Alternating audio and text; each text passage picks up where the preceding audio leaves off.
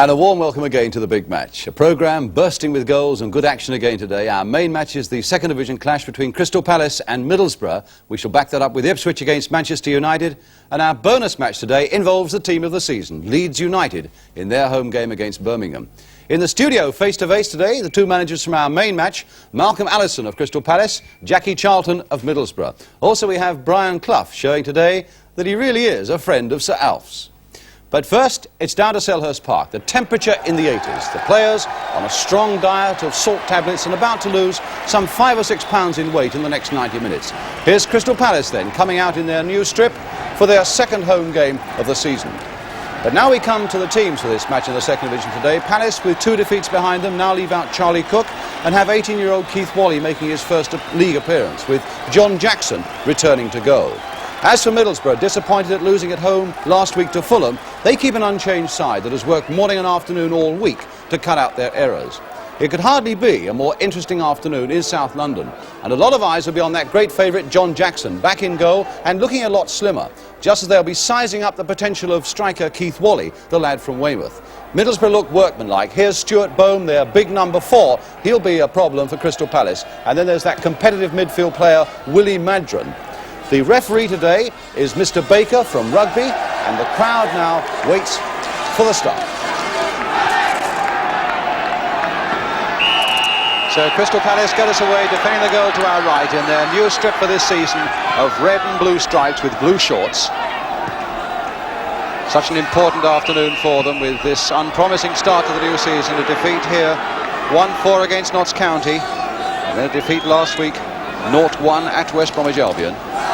Here against a Middlesbrough side that finished 4th in the second division last season, now being shaken up by Jackie Charlton, and all that means a free kick to Middlesbrough in the white shirts and black shorts,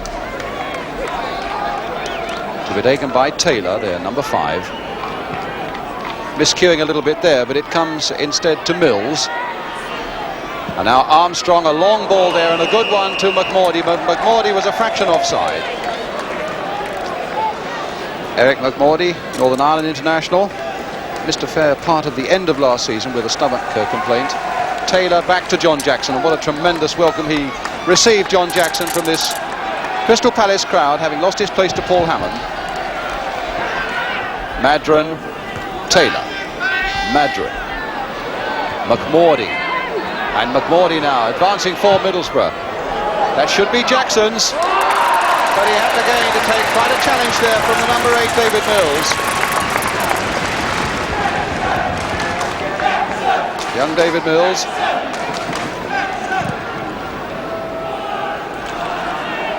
Taylor's header, Madron's header, and Roffey's. Now Posse. And Wally getting past and playing on, says the referee, and that's a sign already. A good point in the referee's favour, that he seems to be wanting for this game to flow as much as possible.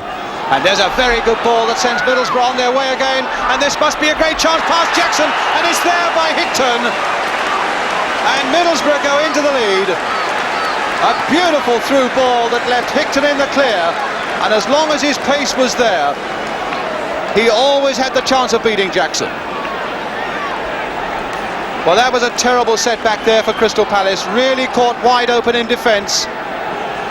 And Hickton, the top scorer last season for Middlesbrough, with 15, putting them into the lead with 9 minutes gone.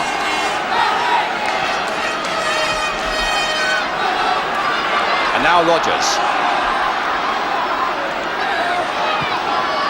Trying one from a long way off, but no snap to it and no direction either. And Jackie Charlton, I'm sure, very relieved indeed, this new manager of Middlesbrough in the centre there, to see his side go up so early.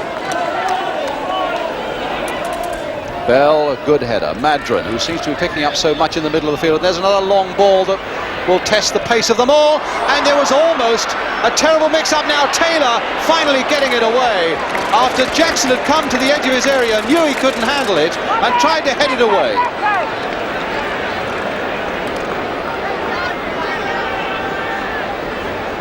Another good break there, and across this time by Armstrong. And Middlesbrough at the moment exposing so much weakness in this Crystal Palace defence.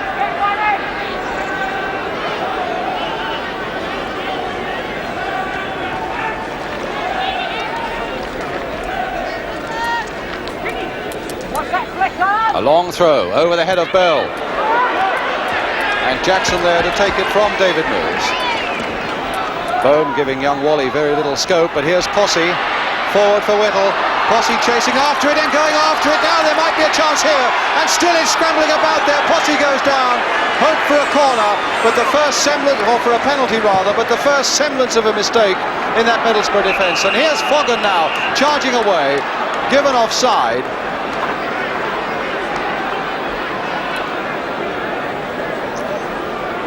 Either given offside or maybe there was a push, but in fact the free kick's given to Middlesbrough. Pity that the referee on that occasion, who has done so well with the advantage so far, didn't play advantage in that occasion. Cannon lifting himself, but it'll fall again this time for Mills, and a tremendous shot against that Crystal Palace crossbar from Mills. And again these long through balls exposing a certain amount of indecision in this Crystal Palace defence. And these white shirts of Middlesbrough pouncing on every half chance. A really tremendous shot there by Mills. Towards Whittle. Whittle taking quite a clobbering in the back from Taylor, and a free kick given to Crystal Palace.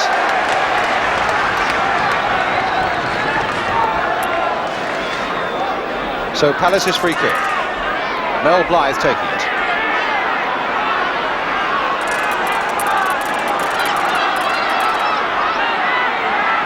Rodgers is lined up behind it, so it might be Rodgers. Blythe over it, Rodgers hitting it and hitting it well, but a fraction too high. From Don Rodgers. Playing in the middle of the field this season. Certainly Palace can use some of the goals that he scored in the First Division last season at this moment.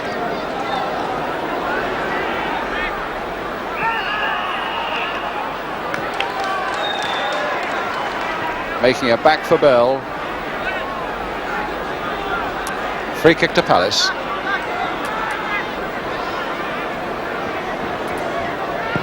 Bobby Bell with it.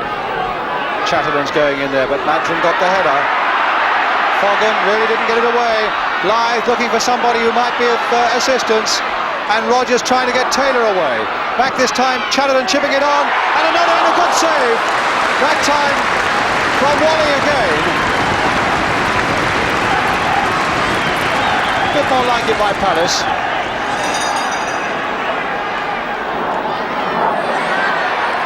Cannon with that header. Chatterton turning it skillfully there to Blythe. Palace may be beginning to pick it up a little bit now as Rodgers takes it on. That looked like a push in the back on Posse by Taylor. Free kick again to Palace.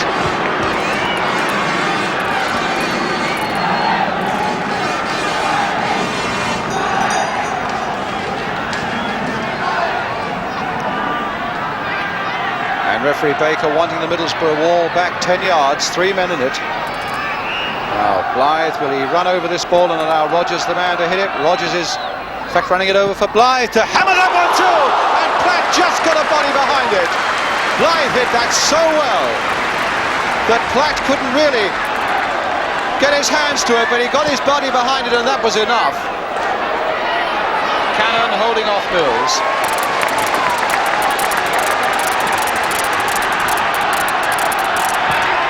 Well, it's given the crowd a little bit of hope as well. They're so desperate for a bit of a success here from Crystal Palace.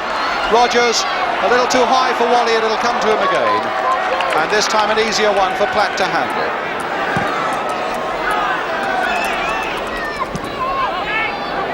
Bell. Taylor away to Whittle. Back for Blythe. Played on nicely there by Blythe for Posse. Taken in his stride. And now can Wally turn this one back? He hadn't quite got the yards and the pace to do it, but he's still got possession, so all credit to the youngster for that, and a throw to Middlesbrough. And a good decision there by the linesman right in front of him, the ball just touching Wally's foot. But a lovely ball by Blythe that sent Posse on his way, and the most positive looking move that Palace have made all afternoon. Boom. Cannon's header, nicely placed there to Chatterton. Beautiful pass there by Chatterton to Posse. Now Palace again picking it up. Roffey Played first time to quicken up the pace again. That's a fair-looking ball, but Taylor was doing a good job for Middlesbrough. There's a shot by Blythe again. The back was very happy indeed to bundle away. So the confidence now coming back to Crystal Palace, but they're still this goal down. Hickton's header. Roffey back to Jackson.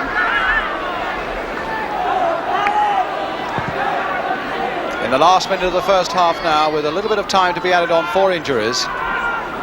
And it's Middlesbrough again with David Armstrong to David Mills. Roffey now for Crystal Palace.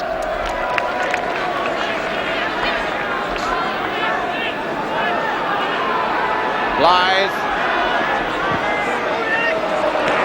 Oh, a bad ball there by Blythe. Straight to McMordy and now to Craggs. Back this time for Stuart Bone. Hickton.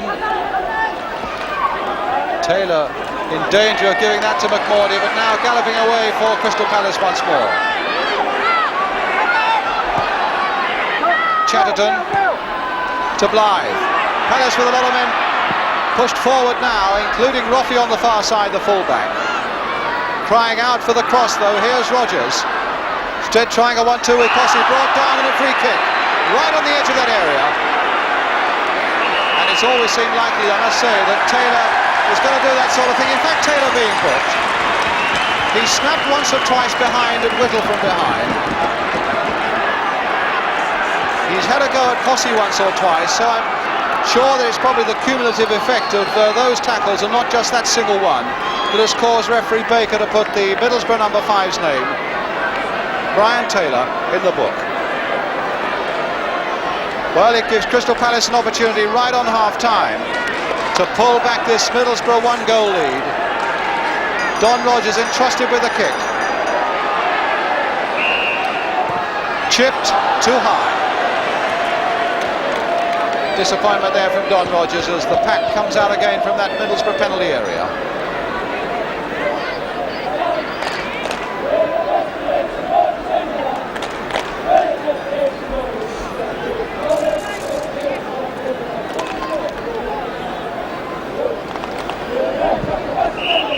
As the whistle goes for half-time, an unsatisfactory one for Crystal Palace.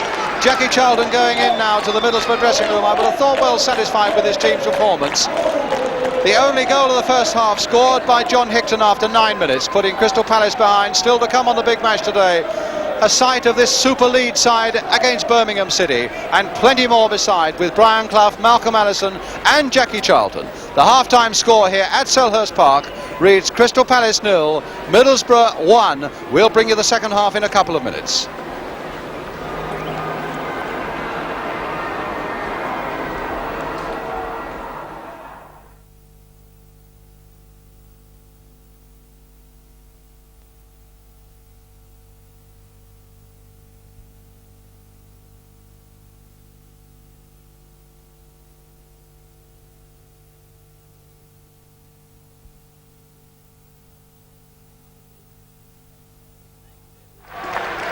The next pip is a 15-second roll for part 2.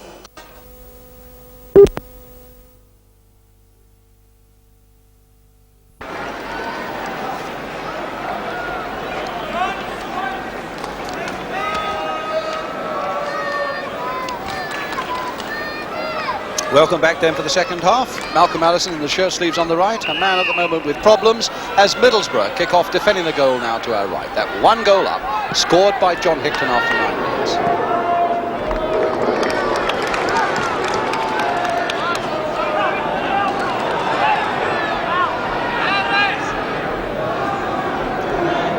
Roffey. Spraggan. And now Bell. High towards Posse. Oh, Posse causing a little bit of trouble there. Whittle now, is this a good chance for them? Whittle! And it didn't quite cross the line. It did not cross the line, and the linesman was beautifully placed there. That looked odds on Whittle getting the equaliser. And Roffey turning it across again. This time Willie Madron calmly getting it away to Armstrong. That really was a great chance for Palace, and they didn't take it. Some good reactions in that Middlesbrough goal though by Jim Platt. Bohm, a good header. Spraggan having a quick look round to see who was close at hand, and nobody was.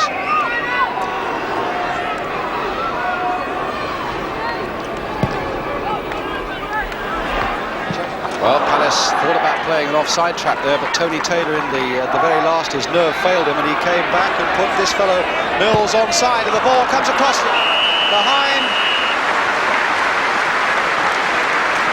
But in fact, a free kick. There was an infringement there, giving Palace the free kick. But he played very well there, Mills.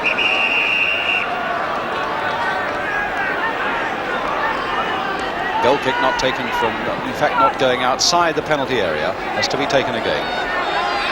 Roffey.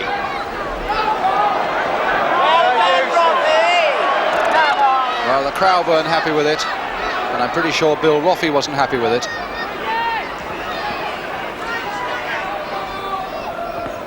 Bell getting in first. Rogers. So few glimpses of Rogers this afternoon. Whittle. Played nicely there for Wally. Now, what can Wally do? Hit it first time, and a good save by Platt. Well, the fellow showed a lot of skill there. Sized up all the opportunities and then tried to curl one just inside the post. Taking on all comers, and there are 4 of them there, and they beat him by sheer weight of numbers and find Don Rogers. You get the feeling that if Palace could get a goal, then they might get another one to go with it. Their confidence is rising all the time now, but they won't with a pass like that, which had really no chance at all of getting through to Wally. There's a nice little pass there by Armstrong, and Palace a long time covering up as Mills goes through. And they were very lucky indeed, Palace there. That glanced off Jackson's body as Mills went through, just behind for the corner.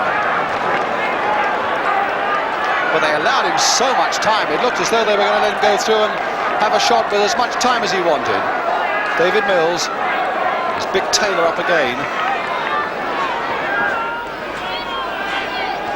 Stuart Bohm again staying back, leaving it for Brian Taylor to come up and take the near post position. As McMordy will take the corner. Curling in again. Jackson's got to go for it, shouting all the while.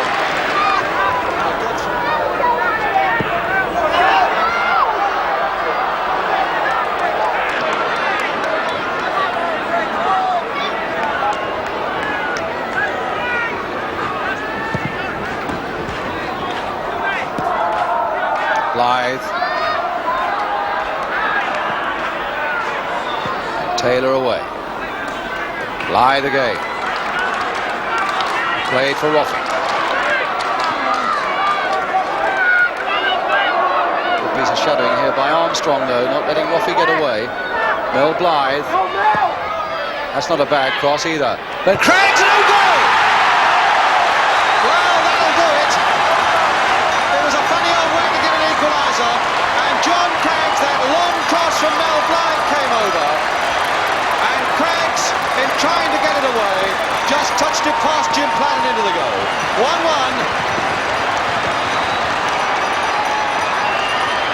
Well, Palace have fought hard for an equaliser. They could scarcely have thought they were going to get it that way.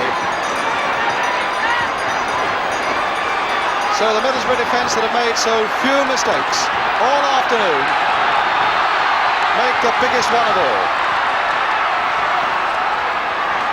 Well, that might lift Palace a little.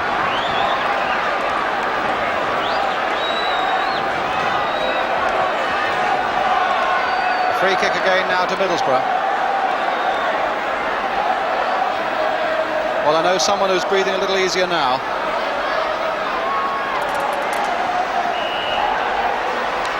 So Craggs with the free kick, the man who gave away the goal. The little cross there as Madron goes in, and Bohm wasn't very far away from getting an open shot at goal. And Middlesbrough get a corner, and Jackie Charlton's heart beginning to beat a little faster now.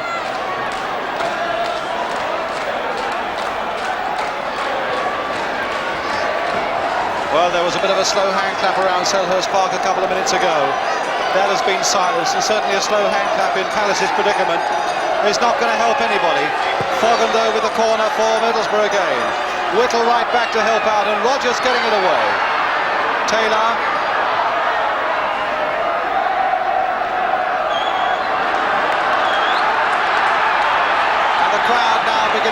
behind this Palace side. Foss's header. Wally. Roffey. Blythe. And Wally couldn't quite get up to it. Taylor getting it away. A jump there by Cannon. And another one by Chatterton. Fogan to McMordy. Hickton is onside, put onside by Cannon on this side of the field. And now Hickton on his way again. Taylor coming back. And a great goal! Beautifully played there and scored by Mills. Mills, the scorer, putting Palace behind again. Well, they gave Hickton so much room down that right that they really paid for it. Hickton kept his head well, and Mills was beautifully on the spot. 2-1 to Middlesbrough.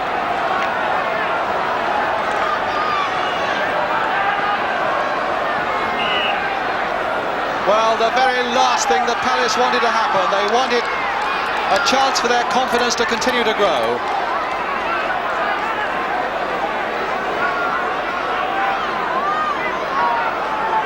But certainly is some superb play there by Hickton, who kept his head so well, and Mills, who really came diving in.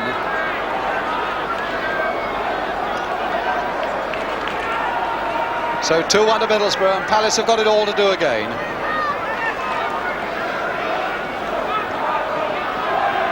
Well, it really was some lovely play by Hickton, although he must have welcomed the open space that Palace allowed him.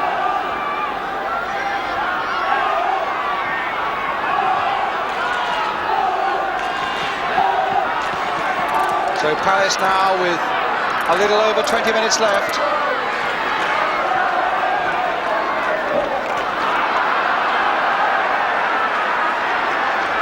And a goal kick.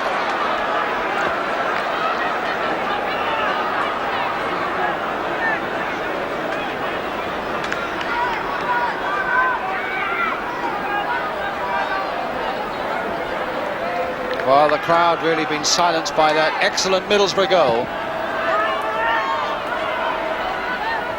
Mills, the man who scored it with that header now for McMordy.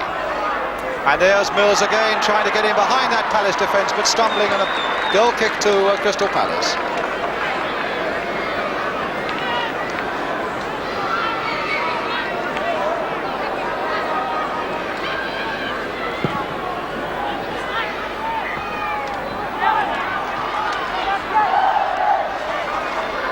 Chatterton, and in went Armstrong, and a handball given against Bobby Bell.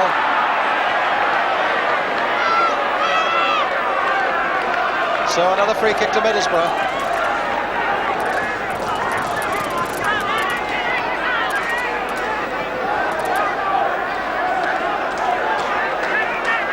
Someone who will be very relieved is that number 2, John Craggs, the man who put through his own net.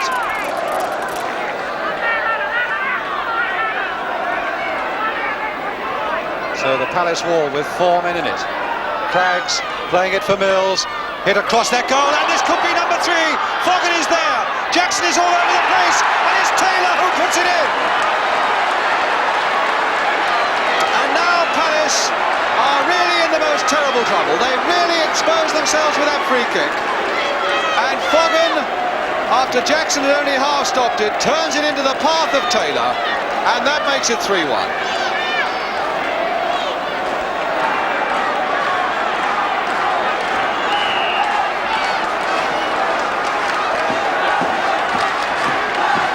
Minutes to go, and Middlesbrough now looking very, very happy indeed. And Palace, 4 goals conceded on the first day of the season, 1 last week making 5, 8 conceded, and 2 scored at the moment, 1 of them an own goal.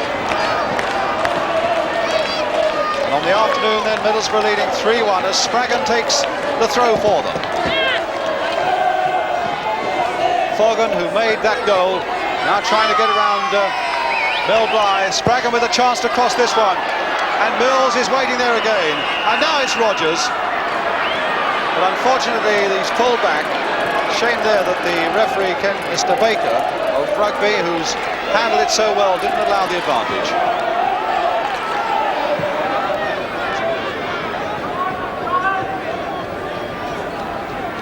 Whittle, Wally and Chatterton. Bill Roffey, Whittle, comes to Roffey. Posse going in for this one, and Platt was there before him though, and Fogg on the overhead, but only as far as Cannon. Palace now with everybody forward, Cannon included. Oh yes! Now whether that was Cannon's or whether that too was a deflection off Bone is hard to say, but the goal counts. The Palace players are saying well done Jim Cannon, and I think we've got to give him credit for it. Certainly Cannon's cross shot, eluding that Middlesbrough defence, maybe the tiniest deflection, but into the corner, 2-3.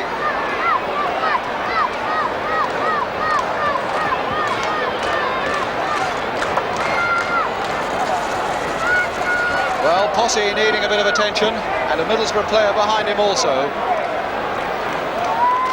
So Tony Taylor and Alan Whittle scheming things now with a little over 10 minutes left. Can Palace yet save it? Well, Taylor's all right. And we are now left with a fraction over 10 minutes, with Palace having pulled back to 2-3.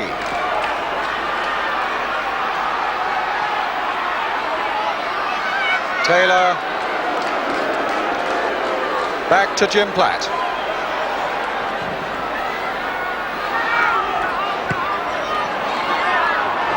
Roffey again, going straight through Spraggan. A little lucky to find the ball again, but now Armstrong. On for Hickton, now is this number 4 for Middlesbrough. Still with Hickton, and in goes Bell. And if Hickton had but known that the ball was a fraction behind him, no penalty, although the Middlesbrough man fell. And Palace really have got to make every possible chance count now, and that was one that was wasted.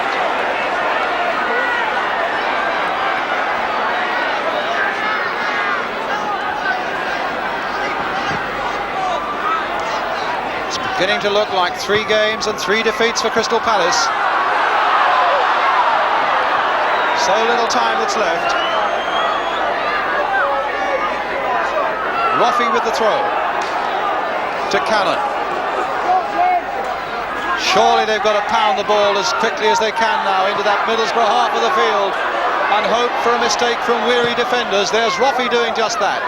Chatterton at the far side, still with Nicky Chatterton. Oh, and a marvellous save!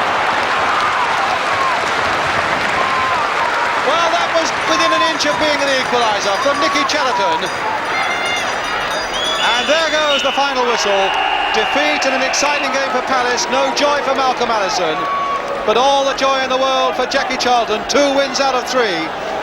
As a manager of Middlesbrough, coming there and saying well done to his side, who really gave him everything this afternoon in this very, very hot and difficult conditions. The goals coming from Hickton and Mills and Taylor for Middlesbrough, from Craggs an own goal and Cannon for Crystal Palace. So Jack Charlton there having a word with all the players as they come off. We leave you with a final scoreline, and a depressing one for Crystal Palace. 3 games now and 3 defeats. Crystal Palace 2, Middlesbrough 3. So another defeat for Crystal Palace, but for all that a very good spectator game. Some good refereeing too by Ken Baker, where his good use of signals let everyone know just why he'd made his decisions. A good point for all referees. But the big question is where do Palace go from here? The News of the World this morning says that Mal will go on trial today. Well, Malcolm Allison's in the studio. So too is Jackie Charlton, and I'm sure Jack won't mind if we turn first of all to Crystal Palace. And Mal, I'd like to put to you some of the questions that the fans were putting to me yesterday, and above all, uppermost in their minds, they're disappointed. They're saying, what the devil's going on at Crystal Palace? Well, things have not gone well, and I think that I've made a mistake in making the pitch as big as it is. You know, I made it 80 yards wide, and I think that I'm going to have to cut it back to about 74. Because I feel that we get exposed too much at the back, and there's been 10 goals on our ground in the 2 matches been played, which is good for spectators, but it's not very good for Crystal Palace. Now you've got a home match against Villa on Tuesday. Will you do it in time for that one? Yes, yeah, I'll make the pitch about 6 yards shorter, narrower. Narrower. I mean, it'd be ludicrous to say, are you disappointed? Obviously you're disappointed, but are you shattered by this start that Crystal Palace have made? Well, I think you're always shattered, you know, if you get 3 defeats, especially 2 home defeats. I mean, I had this once before, and I felt that I had to change the way we played. That was at Manchester City when we first came in the First Division. And so I think I'll probably have to do the same thing at Crystal Palace. I'll have to change the defensive tactics and play it much, much tighter and try and pinch some 1-0 victories. You see, what a lot of people were saying to me yesterday is trying too many youngsters. He ought to buy himself a bit of time and keep to the old guard a bit longer. It's all very well saying stick to the old guard, but if they don't give you the effort you want from them, and football's all about effort, then you've got to put your young players in. It's entirely up to those players. If those players will give me the effort and the work that I want from them, then they'll be in the team. You're saying at the moment they haven't been giving you the effort? You know, I don't know whether it's lack of confidence or whether it's or what it is. You know, to get inside these people is rather difficult, and in training they've worked extremely hard, but when it comes to matches they've not put it in. You've been saying earlier this season about promotion. Do you think 3 successive defeats now is, I know it's early days, of course it's ludicrous to say it, but I mean, do you think you're still a viable proposition for promotion? Yeah, there's the top team's got 5 points, so you're 5 points behind. We play the top team on Tuesday, so if we beat them on Tuesday we're only 3 behind. You know, I'm a bit of a but I really believe that you've got to think this way, and your aim must be to win things. And unless you think that way, you've got no possible chance. Jackie, do you feel this way? Do you think that way? Yeah, exactly the same. No, I'm sitting here a success today because we won yesterday. Malcolm's a failure after 3 games, and exactly the way he says it. You know, the whole situation can change. I've got 2 home games. If I lose them, I'm bottom of the league fighting to get up. Yeah. If you lose your home games, then you're in trouble. Malcolm's lost a couple of home games, but there's nothing there that a good win won't put right in the confidence. You feel that, even having watched Crystal Palace yesterday? You know, we've got 42 games to go yet. Let's be fair, we've played 3 games, and people are writing off the league already. Yeah. They're writing off. They're telling us who's going to win it, and certainly they're saying Crystal Palace are going to get relegated and things. It's a little rubbish. Right. 3 games. I tell you what, then let's not write off Crystal Palace, but let's have a look at the first 2 goals they conceded yesterday, which showed up some alarming defensive errors. Malcolm and Jack, if you can tell us what happened here. I think this one, Jack, is a very good build-up by Middlesbrough. It's a ball laid into Hickton. Hickton lays it back and makes a good run on the right outside and a beautiful left foot ball. But these are the things we work at, you see. We instead of knocking long balls to people like John Hickton, who's a good forward runner, we try to build it up a little bit so we release him free running forward. Yeah. Goalkeeper a little bit at fault there, do you think, Malcolm? He was a bit late. Yeah, a fraction late coming. But you see, John did extremely well when he made the yard on the player. He cut the defending player right out of it by going straight across him. And you know, if the player had touched him where he did, it was a penalty. This is the second goal now. Again, there was a tremendous amount of room for Hickton down the right, but I think you're quite right to say, Jackie, he made it for himself. Well, you watch John Hickton. As soon as the ball starts to be laid square, John's already started to work. He's going away to the right-hand side of the field now as he comes into camera. Watch him. He's moving now as Eric goes the other way. There he goes. And he's already anticipating the sort of ball he's going to get. Which, you know, great movement. Yeah.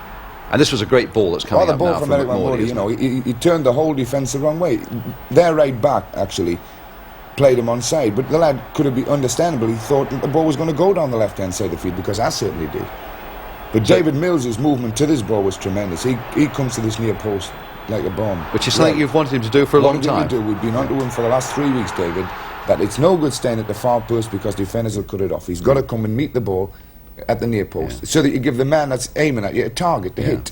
And he did it extremely well. I'm going to have a job getting him to stop doing it now. Well, in fact, he also hit the crossbar with a tremendous shot. I gather you had a go at him. You felt he should have scored from it. Well, I did, because, you know, it was a bad defensive error by... Yeah, can we just ask Mal about the defensive error there, Malcolm? You see, them 2 players allowed the ball to bounce. Then neither of them definitely went for the ball, and then both of them went for the same ball. Freeing this forward, David Mills by himself. And David comes in and has a shot which is the top of the crossbar. This is very, very bad defensive play, because if one defender does something positive, then the other one can work off him. He knows what to do. When 2 defenders there are not positive, neither of them knows what's going to happen.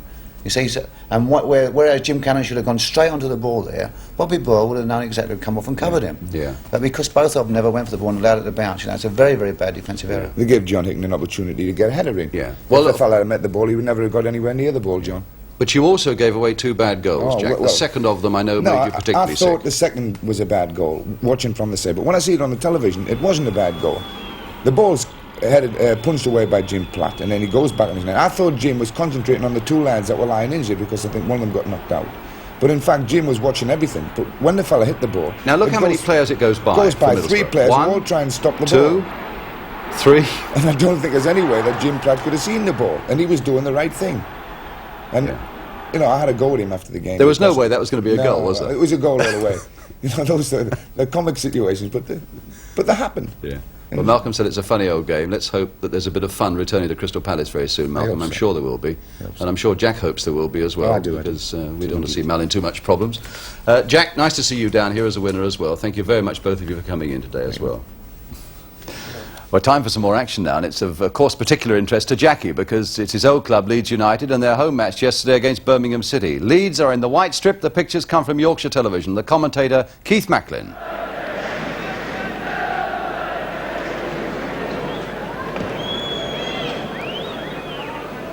Mainly to Gray. To Lorimer, may hit one from there. A goal! A typical Lorimer effort.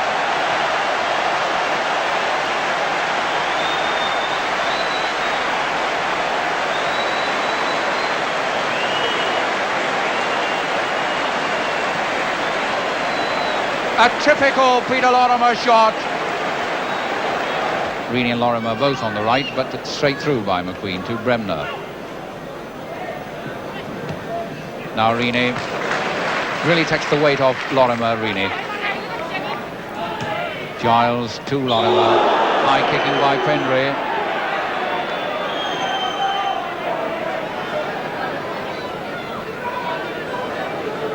Giles curling it up for Jones. Headed away well by Burns. Reaney back to Jones. Gray's in on this. On the top of the bar. Eddie Gray getting up to that. Licked by Jones, and the header dropping on top of the bar with Cooper stretching desperately. Phillips. That one's miscued just as Birmingham were coming away from defence well. It's a gift for Gray.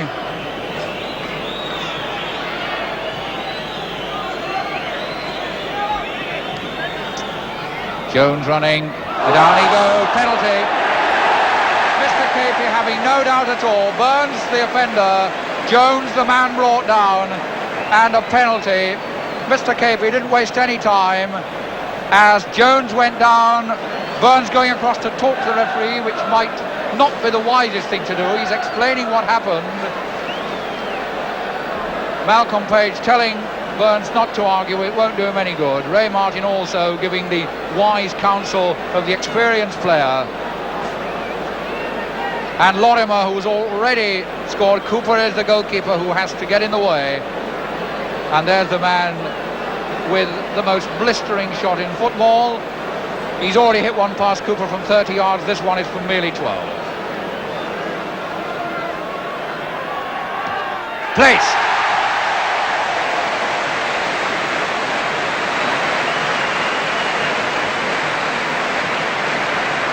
Lorimer didn't need to blast that one. He sent Cooper the wrong way and rolled it in. The effect is the same. The effect on the scoreboard the same.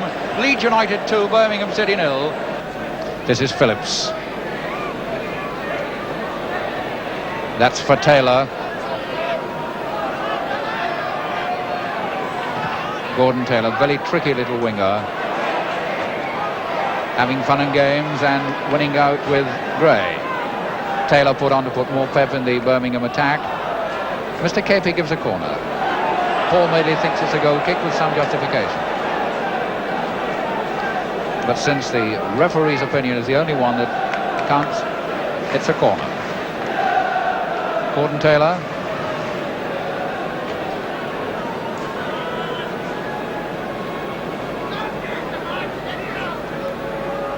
former Bolton Wanderers winger. Roger Hind has gone onto the goal line. That was the head of McQueen getting that away. Page. Taylor. Gray, and Gray's not got it over. He's got Lorimer and Jones in support. Lorimer is onside for his hat-trick, is it? Yes! A straightforward 1-2-3 hat-trick for Peter Lorimer, made by Gray.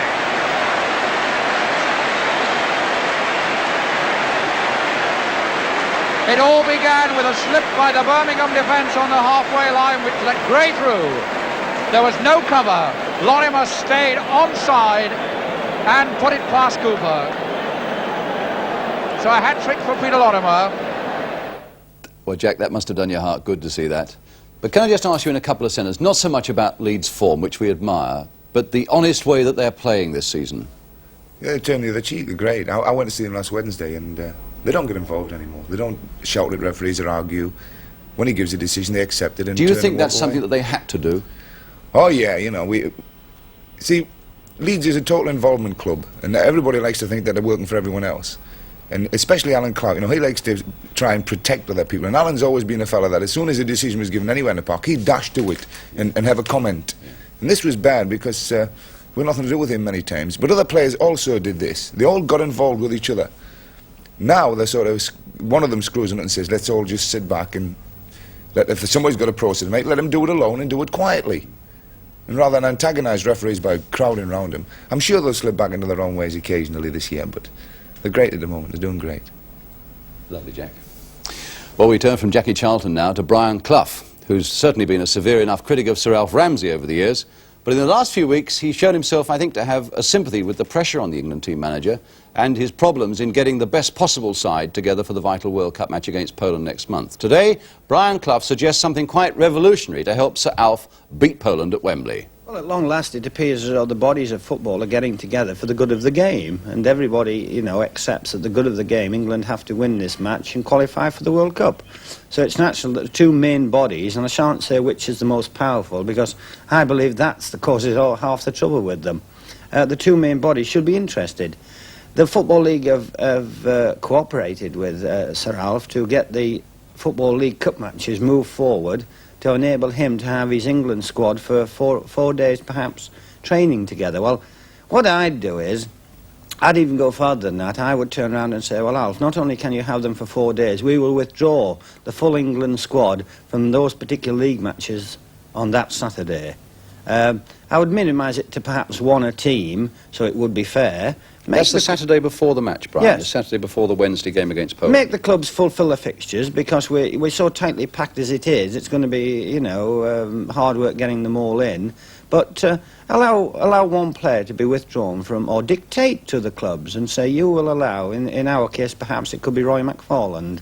In Tottenham's case it could be perhaps Martin Peters or Chivers. And so we'll go right round, Leeds, Arsenal, Liverpool, all the clubs that supply players.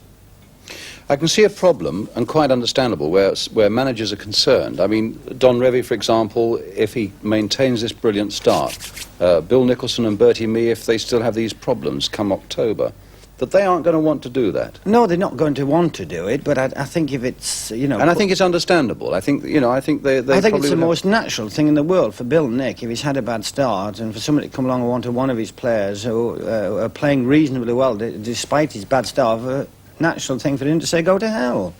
It's a natural instinct for Don Revie to turn around and say, well, I'm paid to manage Leeds, I want to win the league championship, and you can go to hell also, you're not getting Clark or whoever it is. I think it's natural, but having said that, I think they'd be wrong. I think they should think for the good of football, I want to win the league, and I would let Roy McFarland go. Well, we wondered about the reaction of other managers involved. All agreed that Brian's idea might help, but all felt that the authorities should go still further. Don Revie of Leeds suggested that matches involving England players on the previous Saturday should be postponed. It would be wrong to punish clubs by resting a key England player.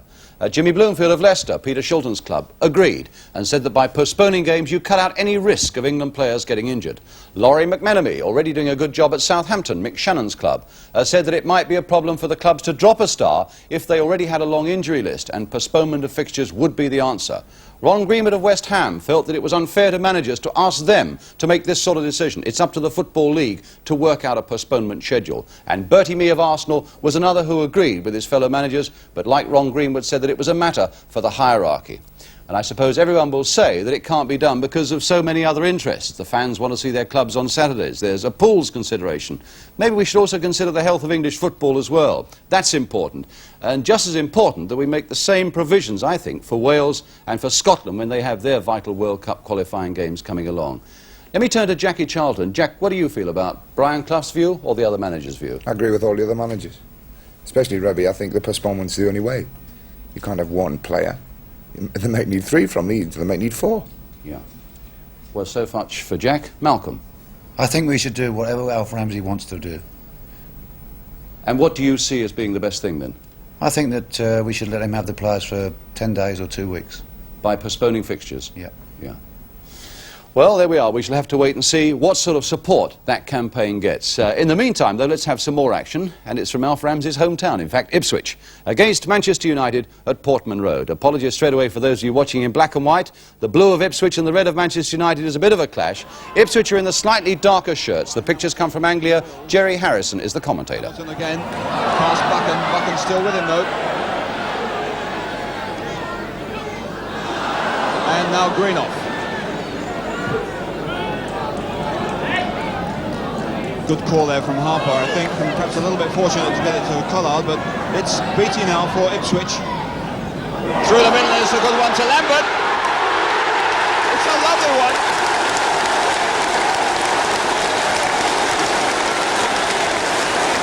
So 6 minutes gone, Mick Lambert puts Ipswich into the lead. And what a pass from his own half by Kevin Beattie.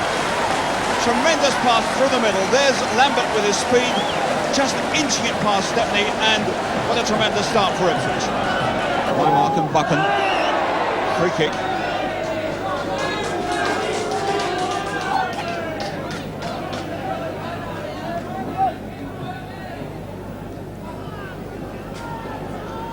Three minutes before half-time, the players are going to need this break to recover from this heat.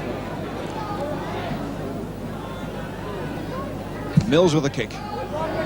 Up goes Greenoff and Johnson. Oh, it's there!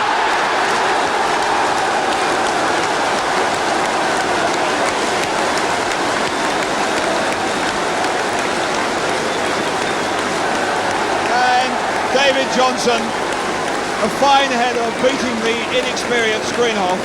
A fine free kick from Mills, but a splendid time for Ipswich to get their second goal, 2 or 3 minutes before half-time. And it's noticeable now that players are much happier getting rid of the ball than they are running with it and racing into position. Brian Hamilton now. Johnson, beaten by Sadler. Morgan can't stop it.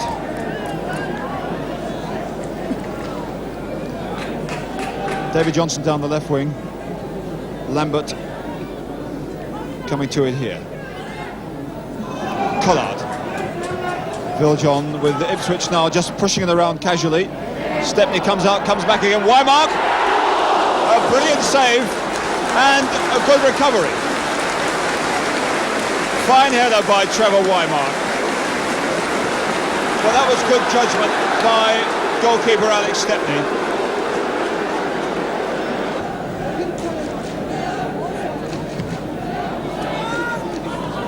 Morgan down to Anderson. Morgan again. Akari, good recovery by Beattie though. Now it's Graham. Sammy McElroy. Morgan's up in the centre forward position. Beattie getting in on Anderson and hitting Anderson before he got the ball, and it's a free kick. And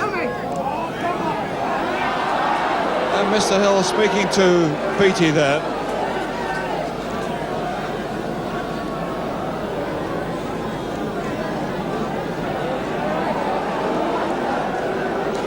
So United pushing a lot of players up, all of them in fact except Greenoff and goalkeeper Stepney. Morgan and Macari here on the ball. George Graham going forward. It's a good one. Trevor Anderson with 4.5 minutes left. Trevor Anderson with his first goal of the season, and indeed, some would say, almost the first thing he's done in the game, but what an effective touch that was. The free kick there with most players piled up at the back of the penalty area, but Anderson coming forward just to touch that over the top of goalkeeper Sybil. Mr. Hall keeping a sharp eye on Collard down the line. Sadler wins it, but there's Miller. Oh, and a brilliant save. Well, Miller hit that one well, but all the honours there really went to Alex Stepney. He saved them in the first half from a trouncing, and that really the best save of the match. Well, that's it. See you next week in On the Ball. That's, of course, Saturday lunchtime in World of Sport, and the big match next Sunday afternoon. But we say goodbye today with something for Leeds United fans. For those who admire the way the present side is playing, and there are many of us, and for those who have a soft spot for a great old Leeds warhorse, now a manager with Middlesbrough. Of course, I mean the one and only Jackie Charlton. To Lorimer, may hit one from there. A goal! Oh! A typical Lorimer effort. Hickton is onside, put onside by Cannon on this side of the field. And now Hickton on his way again. Taylor coming back, and a great goal! Beautifully played there, and scored by Mills.